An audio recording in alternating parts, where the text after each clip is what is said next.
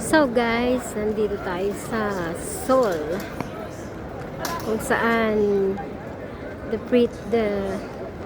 beautiful city of Madrid.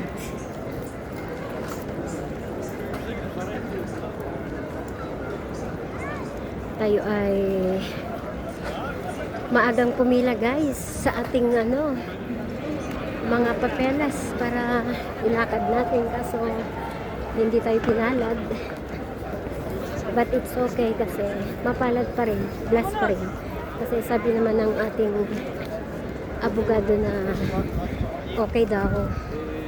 Basta meron ng ibang papeles, ibang documents na evidence, na proof na andito ka for 5 months. So, sabi niya, okay na yan. Yun. Uwi na ako.